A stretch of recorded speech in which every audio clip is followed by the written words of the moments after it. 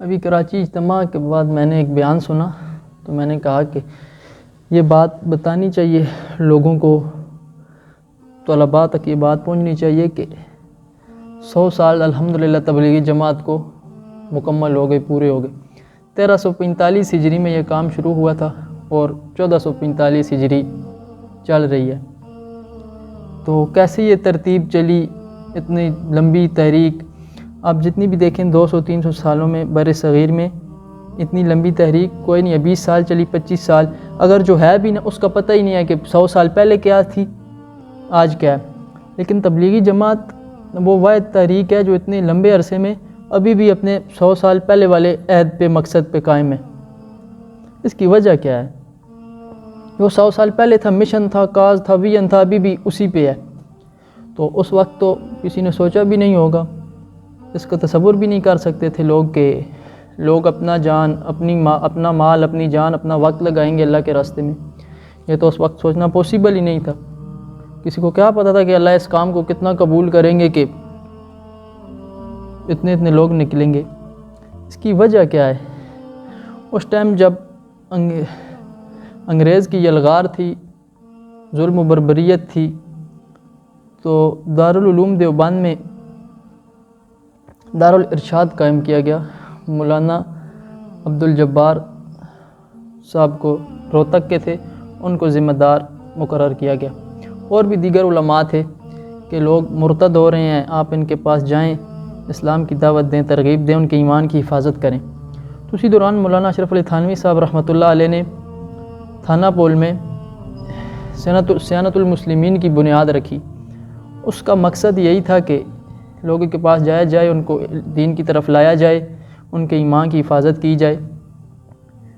تو بستی نظام الدین میں مولانا محمد الیاس صاحب رحمۃ اللہ علیہ نے کیسے اس کام کو شروع کیا کہ پھر کہ جو فارغ ہوں گے ان کے لیے ماہانہ کچھ مقرر کیا جائے کہ اس سے وہ جائیں، وقت لگائیں۔ تو خواص کو بھی اس طرف لانا مشکل ہو رہا تھا، اور جو خواص تھے ان کے لیے ماہانہ بھی مقرر کیا جا رہا تھا۔ تو مولانا الیاس صاحب رحمۃ اللہ علیہ نے بستی نظام الدین میں اس کام کا آغاز کیا۔ تو اس دور میں ایک ایسا آئیڈیا لانا، ایسا وہ طریقہ کار پیش کرنا کہ لوگ اپنی جان، اپنا مال، اپنا وقت لگائیں، تو اللہ نے پھر اتنا قبول کیا اس کام کو، اتنا قبول کیا کہ کیا بتائیں۔ 30 کروڑ لوگ مولانا الیاس صاحب رحمۃ اللہ علیہ نے شکار کیے، جو بے نمازی بنے، جن کی نمازیں درست ہوئیں۔ تو وجہ کیا ہے، مقصد کیا ہے؟ اس سے ایک پتہ تو یہ چلتا ہے کہ معاشرے کے پیچھے نہیں چلنا، معاشرے کو اپنے پیچھے چلانا ہے۔ جو لیڈر ہوتا ہے نا، وہ پیچھے نہیں چلتا، وہ اپنے پیچھے چلاتا ہے اوروں کو۔ تو فساد آتا کہاں سے ہے؟ پیسے سے، منصب سے، عہدے سے، کہ مجھے زیادہ پیسے دیے جائیں، یا مجھے وہ بڑا عہدہ دیا جائے یا وہ دیا جائے۔ تو تبلیغی جماعت والوں نے، ان کی کامیابی کا ایک بڑا راز یہ بھی ہے کہ انہوں نے ان دونوں کانٹوں کو پہلے نکالا بیچ میں سے۔ ادھر کوئی آپ نے دیکھا ہے تبلیغ میں کوئی سیکٹری ہو یا جنرل سیکٹری ہو؟ کوئی بھی نہیں، کسی کو پیسے ملتے ہوں، کوئی بھی نہیں۔ یہ کام انہوں نے پہلے کیا، اور پھر نہ ان کے پاس الیکٹرانک میڈیا ہے، نہ پرنٹ میڈیا ہے، کچھ بھی نہیں ہے۔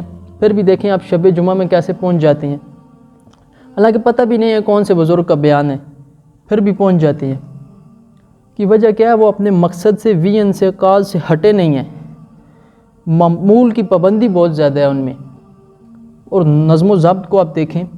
اس لیے میں کہتا ہوں کہ یہ جو نظم و ضبط ہے نا، یہ ہمارے اسکولوں، کالجز، یونیورسٹیز، مدرسوں میں آ جائے نا، تو 65-70% ہمارا جو ہے نا نظام ملک درست ہو سکتا ہے، چاہے وہ کرپشن ہو، بدعنوانی ہو، جو بھی ہو، وہ درست ہو سکتا ہے۔ نظام جو ہے، ہمارے مسئلے حل ہو سکتے ہیں۔ شخصی زندگی میں جب نظم اور اجتماعی زندگی میں یہ چیزیں آئیں گی، نظم و ضبط کو ہم ڈسپلن، اور پھر ڈسپلن دیکھیں کہ اس درجے کیا ہے تبلیغ والوں میں۔ ڈسپلن کیا نظم و ضبط ہوتا ہے، ان کا کیا طریقہ کار ہے۔ تو اس لیے تبلیغ میں جانا اس وقت بہت ضروری ہے۔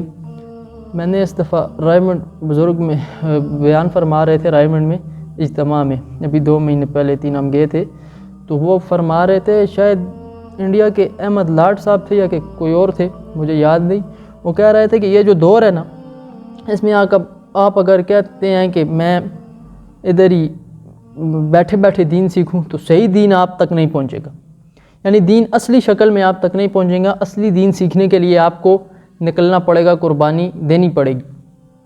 تو اس بات کو میں نے سوچا اور پھر میں نے یہ فیصلہ کیا، ہاں بے بات تو بالکل ان کی ٹھیک ہے۔ تو اس سے یہ بھی پتہ چلا کہ معاشرے کو بدلنے کے لیے پیسوں کی ضرورت نہیں ہے، جذبہ ہونا چاہیے، فکر ہونی چاہیے، سوچ ہونی چاہیے، محنت درکار ہوتی ہے ہر کام میں۔ تو اس لیے وہاں جانا بھی ضروری ہے، تبلیغ کے ساتھ جڑ جائیں اور اجتماعات میں ضرور جائیں اپنے بچوں۔ ادھر کراچی میں بھی اب الحمدللہ بڑی خوشی ہوئی کہ زیادہ تعداد جو اکثریت کی تھی نا، وہ 22 سال 25 سال کے نوجوان لڑکے تھے، وہی اگر کہیں اور جائیں سینما گھروں میں یا کہیں اور تو بڑا دکھ ہوتا ہے، لیکن جب اس جگہ اس طرف ان کو دیکھتے ہیں تو یقین جانے روح کو سکون ملتا ہے۔ تو جانا بہت ضروری ہے۔ اس کی وجہ کیا ہے کہ جب آپ جائیں نا خوشبو کی دکان پہ، میں آپ کے ساتھ جاتا ہوں، یہ 2 بندے جاتے ہیں، لینی آپ نے ہے، میں آپ کے ساتھ فری میں گیا ہوں، تو خوشبو تو مجھے بھی آ جائے گی نا، کہ نہیں آئے گی؟ آئے گی نہیں آئے گی؟ آئے گی نا۔